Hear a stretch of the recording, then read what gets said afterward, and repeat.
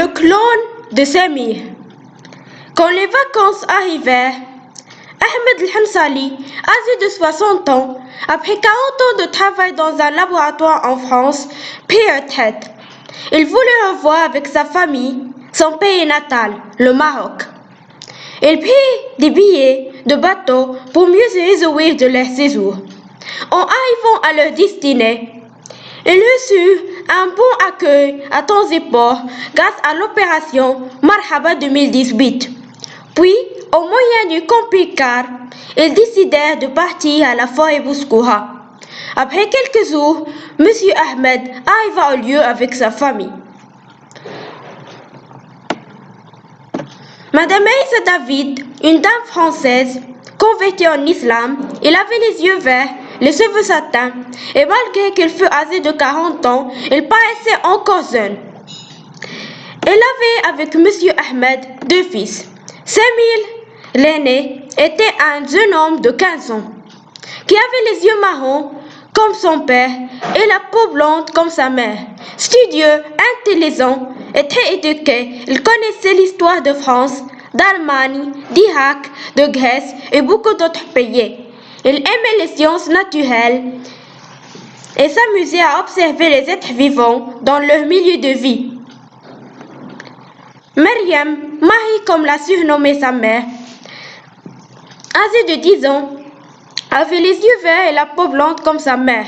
Elle était embarrassante et intelligente comme sa mère. Son passe-temps préféré était de jouer Scrabble. Sous un ciel dégagé se dressait la forêt de Bouskoura, avec ses arbres verdoyants et feuillus. Il y avait des gazelles, des lapins, des pigeons, des écureuils, qui regardaient curieusement les campeurs. Les Hansali allumaient du feu pour préparer des barbecues de façon nature, comme la plupart des campeurs. À 10 heures du soir, la famille était sur le point de dormir quand une explosion eut lieu. Tous les campeurs prirent leurs armes à leur cou.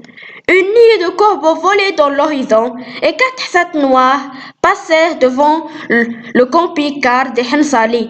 Or, tout cela ne faisait pas peur aux Hansali, car leur père était un ex-employé dans un laboratoire où les explosions, comme celle-là, étaient fréquentes. Et sa famille vivait dans un quartier industriel où il y avait beaucoup de laboratoires. Donc, pour eux, cela était une chose normale. Mais soudain, la famille entendit quelqu'un qui criait « C'est le savant obstiné de clonage qui veut faire le clone d'un enfant dans sa cabane !» Un clone, s'exclama Samir, c'est complètement illogique. Le clonage des humains n'existe que dans les films de science-fiction. En outre, faire du clonage dans la forêt, mais c'est illogique, sans autorisation ni matériaux spécifiques et dans une cabane. Ce savant obstiné de clonage fait une chose irréalisable. Il fallait plutôt le surnommer le savant illogique ou le savant stupide et, en ce moment-là, un terrible coup de tonnerre brûla un arbre en entier. L'homme apeuré s'évanouit. Monsieur Ahmed l'emporta dans son camping-car pour le soigner. Mais le lendemain, la famille ne trouva pas Samir et trouva à sa place une lettre où il est écrit « Il se moque de moi et me traite de savant illogique et stupide. Je vais réaliser son clone pour qu'il m'en donne plus d'importance. »